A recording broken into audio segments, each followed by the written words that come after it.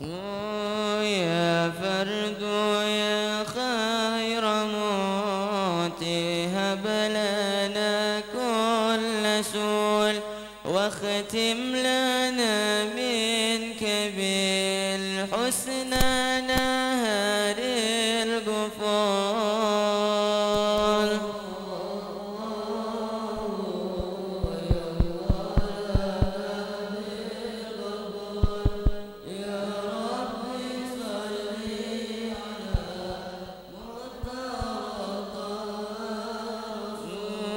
نبغاك رأما بها تزكو جميع العقول نسلك على صدق في سبل الرجال الفحول.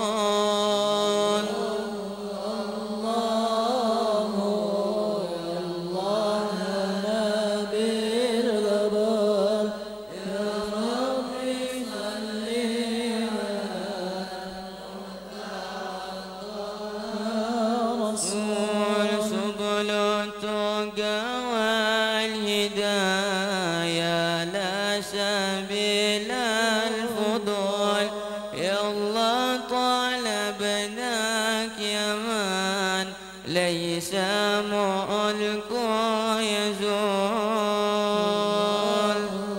الله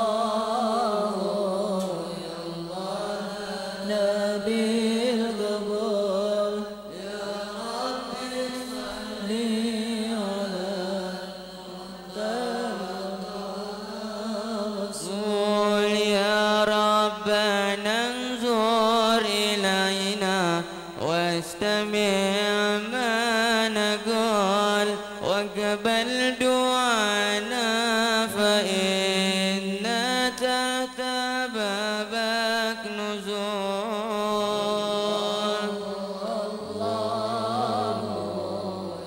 الله نبي القبول يا ربي صل على رسول ثم الصلاة على المختار طه الرسول والآل والصحب ما داعي رجع بالقبول. الله يا الله نبي القبول يا ربي صل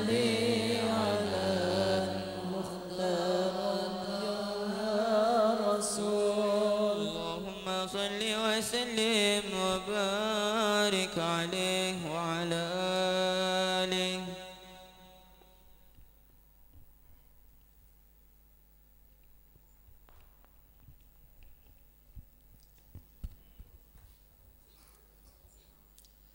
Assalamualaikum warahmatullahi wabarakatuh.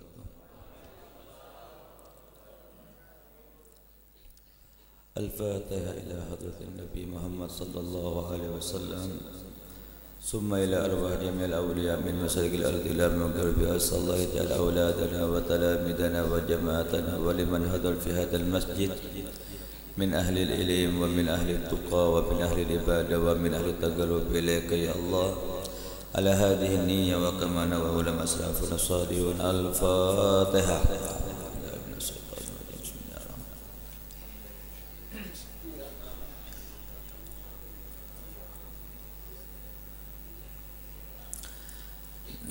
قال المؤلف الولي التقي الكتب الإمام محمد بن محمد الغزالي نفع الله به وبعلومه فضلنا من الأم قال أيها الولد لا تكن من الأعمال مفلسا ولا من الأهوال خاليا وتيقن أن العلم المجرد لا يأخذ اليد. Wahai anakku, kata Imam Ghazali kepada murid tercintanya, jangan sekali-kali engkau menjadikan semua amal soleh, semua amal baik yang seharusnya engkau lakukan, maka semua yang engkau lakukan itu menjadi rugi. Contoh, kita setiap malam mengaji, kita menuntut ilmu kemana-mana, tapi ilmu yang kita tuntut menjadi bumerang, menjadi kerugian buat kita. Nanti anak ceritakan. Wala minal ahwali khalian, dan jangan sampai keadaan-keadaan kamu daripada perbuatan amal soleh itu menjadi sunyi. Wa tayaqqan annal ilmal mujarrad la yakhdul ya. Ketahuilah bahwasannya ilmu yang sunyi maka tidak akan bisa membantu. Begini, banyak orang nanti di akhir zaman dia menuntut ilmu, dia mondok ke pondok pesantren, dia mengaji ilmu ke majelis-majelis, cuma ilmu yang dia ketahui itu menjadi sia-sia. Kenapa? Karena dia waktu menuntut ilmunya hanya mendengarkan ilmu, setelah pulang ke rumahnya ilmu itu enggak dipakai, ilmu itu enggak dipraktekkan. Ana mau ngasih tahu kepada Pian dikasih mobil. Setelah Pian dapat mobil itu dipajang aja di rumah, enggak dipakai-pakai. Lalu apa manfaatnya mobil itu? Pian dikasih duit, tapi duitnya itu disimpan aja, enggak dibelanjakan. Lalu apa manfaatnya duit itu? Sekarang Anda mau tanya, Anda ngaji setiap subuh, Anda ngaji setiap habis maghrib, lalu pengajian yang Anda ketahui itu tentang ilmu itu, lalu sudah Anda pakai apa tidak? Ketika ilmu itu sudah Anda pakai menjadi ahwal, ilmu itu menjadi jiwa Anda, ilmu itu menjadi keadaan Anda, sehingga ucapan Anda, perbuatan Anda, tingkah laku Anda itu mencerminkan ilmu. Setelah mencerminkan ilmu, otomatis uswanya ente adalah Nabi Muhammad. Setelah ente sesuai dengan Nabi Muhammad, maka al-khuluqu al-Quran, akhlaknya Al-Quran. Sekarang tidak. Banyak manusia, kata Imam Ghazali, yang menjadi bangkrut, yang menjadi rugi. Kenapa? Dia sudah mengaji, setiap hari mengaji Al-Quran, setiap hari menuntut ilmu agama, cuman khalian, sunyi, tidak bisa membawa keberkahan itu ilmu. Kenapa? Karena ilmunya nggak dipakai. Ketika dia mengaji, oh Habib bagus, oh Habib rame, pulang ke rumahnya hilang itu ilmu, sehingga ilmu yang dia ketahui menjadi apa ya? Ya, kasih contoh deh, lanjutannya nih. Kalau subuh ini gini ngantuk, bisa Allah barokah. Nah, mithalu law kana ala rajulin fi bariyatin asratu asyafi hindiyatin ma'aslihatin ukhra wa kana ar-rajulu suja'an wa ala harbin fahammala alai asadun adimun muhibun fama dhannu hal taful aslihatu sarra anhu bila istimaliya awdal biha. Ini contohnya. Kalau ada seseorang mempunyai 10 pedang Hindia yang sangat tajam dari kota India, dan dia membawa tombak, sudah pedangnya 10, tombak 1, dan dia adalah seorang laki-laki yang pemberani, jago gelut, jago kelihatan preman misalnya. Wa ahli harbi, ahli perang, ahli gelut, ahli kelahi. Fahamma lail asaydun adimun muhibun fama dhannu. Lalu dia bertemu dengan macan yang gede, yang sangar, yang beringas, yang lapar. Fama dhannu. Lalu bagaimana menurut kamu? Hal tadfa'ul aslihatu sarru anhu bila istimaliha aw darbiha? Apakah pedang yang 10, tombak yang dia pegang akan menjadi manfaat kalau tombak sama pedang itu cuma dipegang, enggak ditebaskan kepada macam?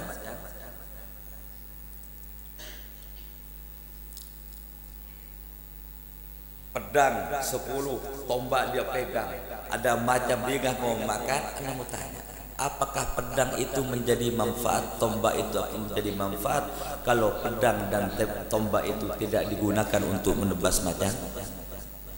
Manfaat tidak? Sekarang Anda mau tanya kepada Anda ngaji setiap malam, Anda menuntut ilmu kemana-mana, lalu ilmu yang diketahui oleh kita hanya sebatas teori, hanya sebatas pengetahuan, supaya dibilang hebat, supaya dibilang alim, supaya dibilang ahli kitab, ahli begini. Lalu apa manfaatnya ilmu tersebut? Saya ngaji bertahun-tahun, ilmu yang saya ketahui cuma saya sampaikan kepada Anda, saya tidak memakainya. Anda mengatakan, hei, ini aku punya pedang, bagus, diambil.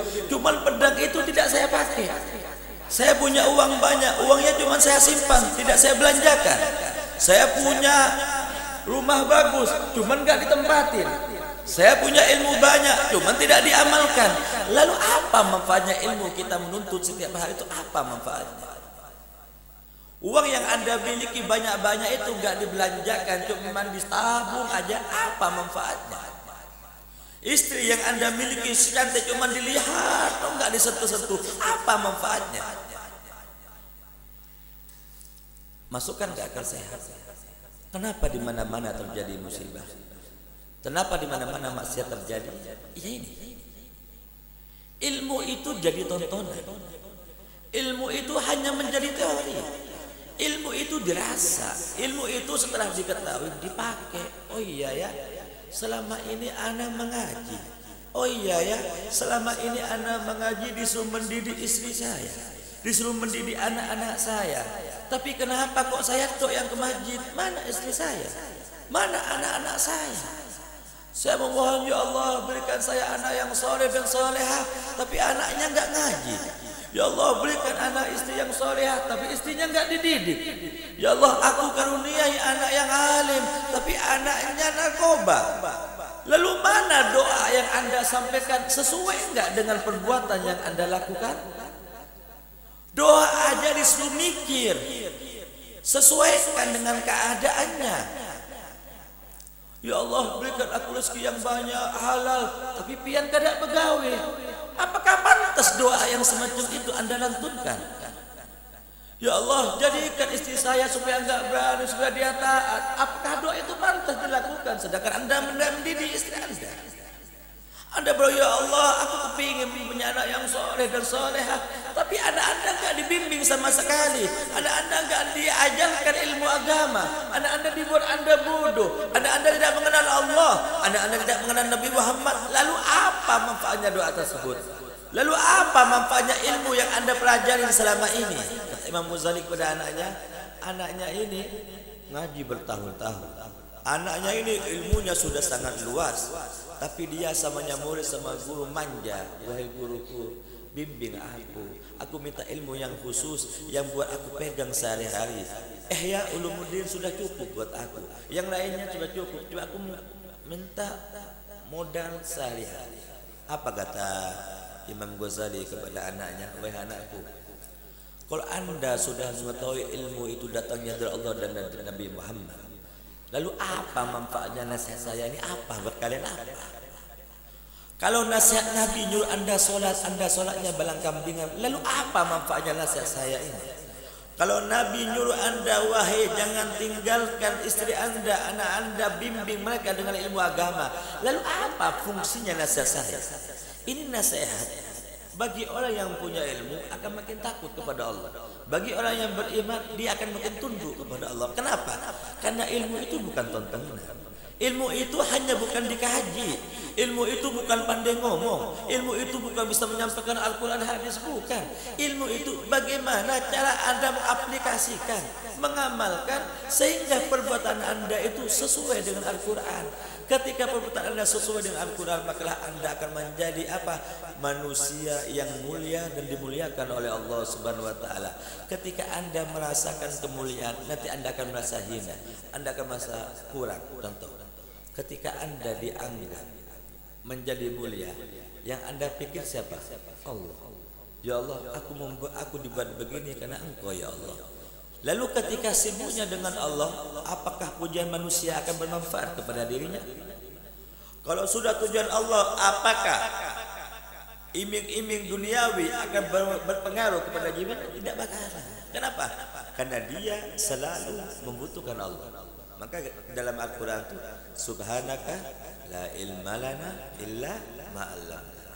Maha suci Allah, la ilma lana, kita enggak punya kecuali apa yang Allah Ta'ala titipkan, yang Allah Ta'ala ajarkan. Jadi ketika Allah memberikan kita rezeki, Allah memberikan kita sehat, Allah memberikan begini, lalu dipikirkan, ya Allah, kenapa sama ini aku ini menjadi ria? Kenapa sama ini aku minta puji supaya pengajiannya bilang bagus, supaya jemaahnya banyak? Apa manfaatnya itu? Nanti akan hilang itu semuanya. Kenapa? Karena engkau tahu yang memberi itu semuanya Allah. Banyak penyakit manusia yang harus Anda tinggalkan dalam kitab hikam itu cuma dua. Hubul mal, hubul jah. Hubul mal, cinta harta itu manusia umum, ulama bisa kena jangkit penyakit itu. Hubul jah, cinta kedudukan. Ini kedudukan biasanya hanya kena kepada orang soge sama orang alim.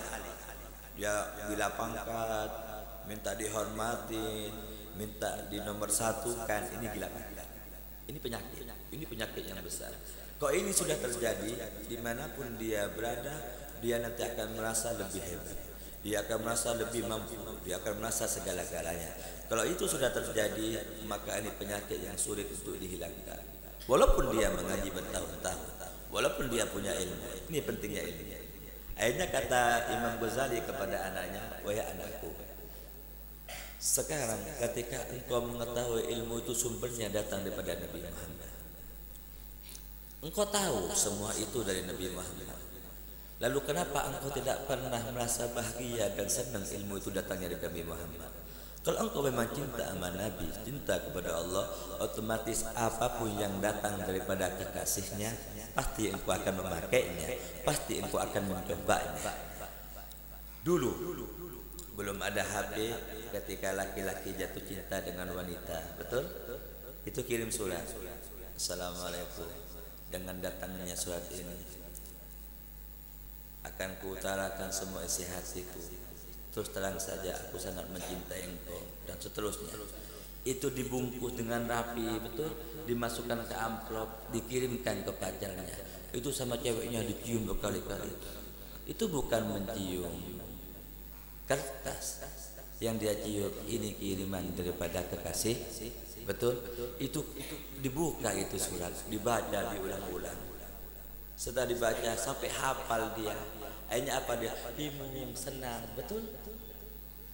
Cinta tidak memandang kertas, tidak memandang apa. Apapun yang datang daripada kekasihnya, dia akan selalu bahagia, senang, nikmat. Gak perlu ke yang lainnya. Ente lihat orang cinta. Ente lihat anak-anak muda saat ini. Ketika cintanya dialihkan kepada game, ketika cintanya dialihkan kepada nonton bola, dia nunggu sampai jam 4 subuh, nunggu bola sampai jam 4 subuh. Subhanallah, sejam 2 jam, berapa jam itu? Berjam-jam dia nunggu kapan datangnya sepak bola.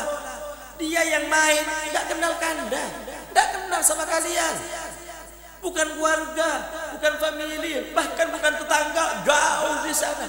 Ditunggu berjam-jam karena suka, karena cinta. Ya lihat.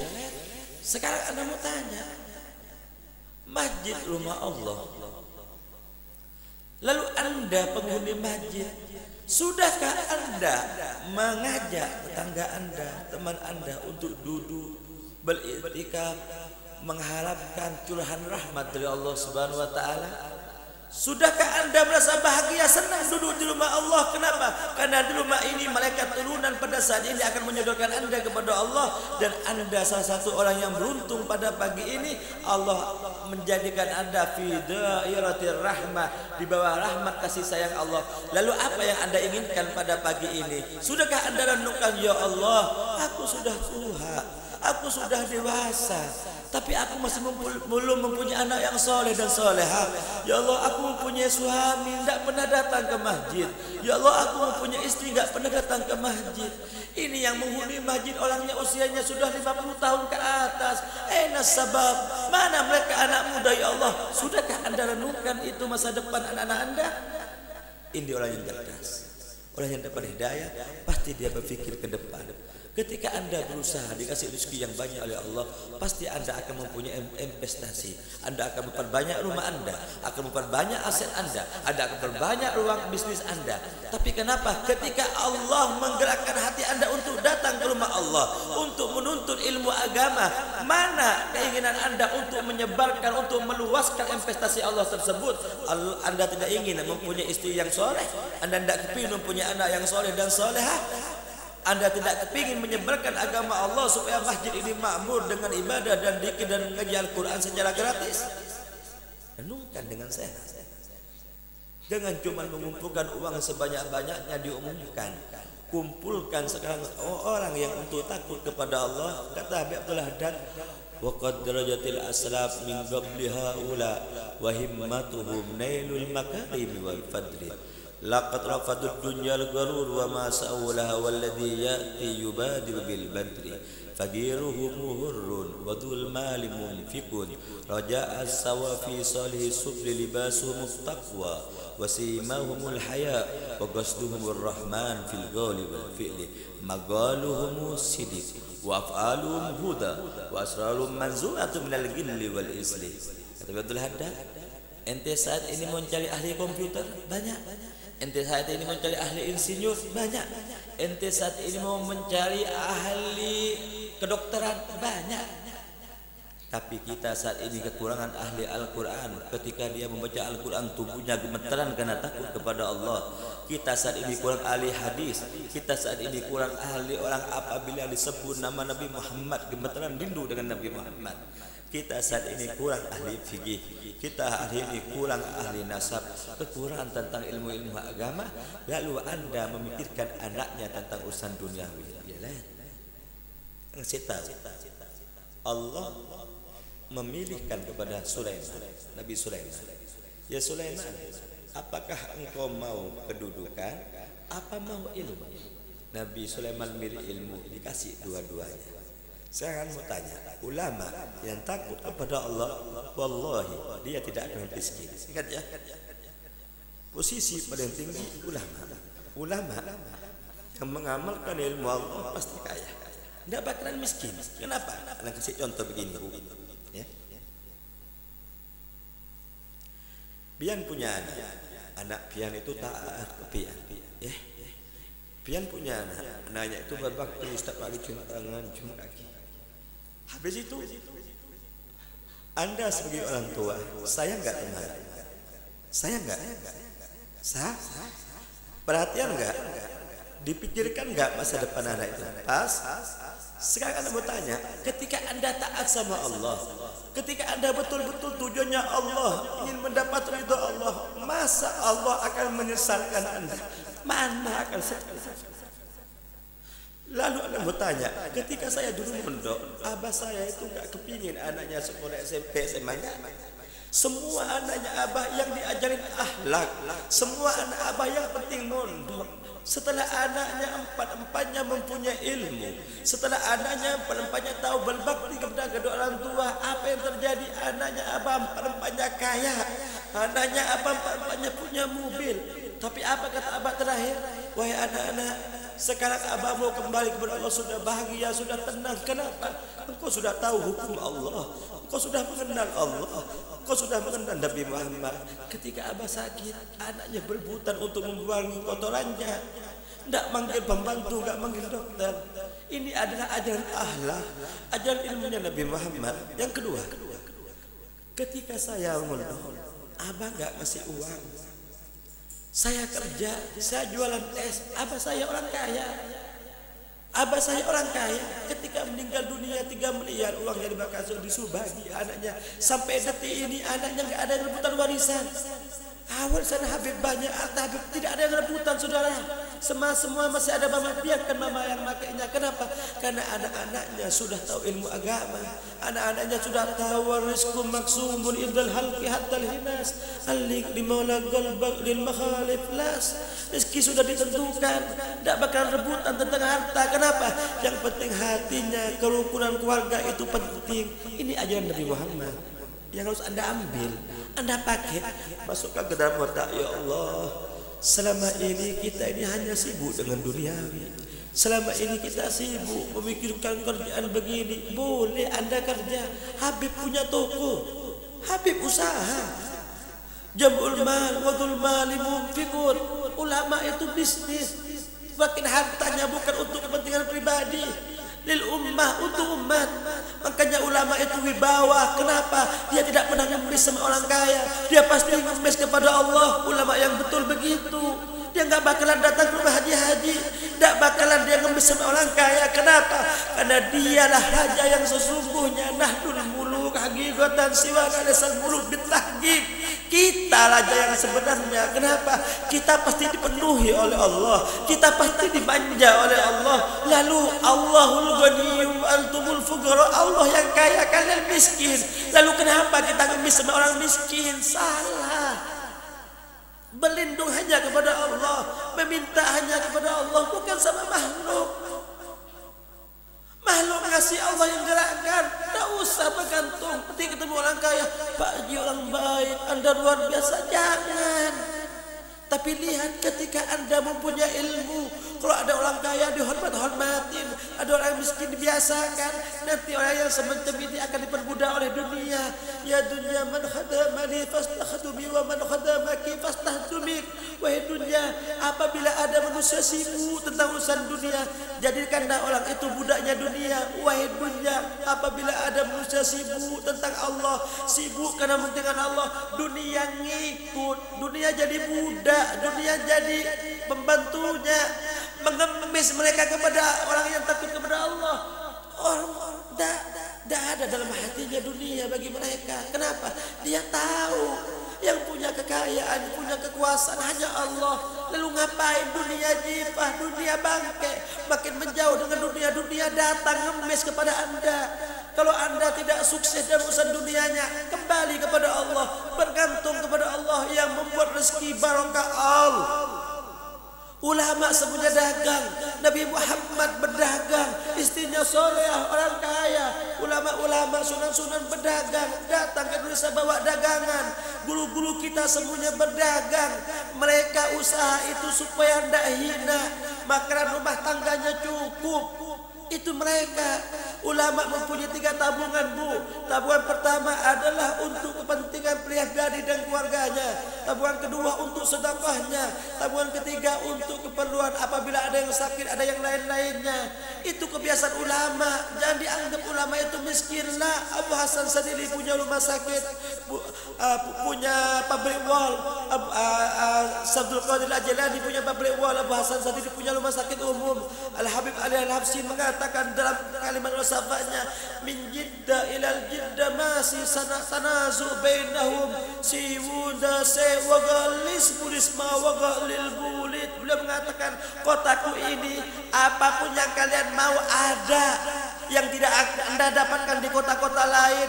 Sehingga 2 bulan di kota Siwon Paceklik 2 kota dijamin makanannya sebanyak oleh Habib Ali bin Muhammad Al-Habsyi.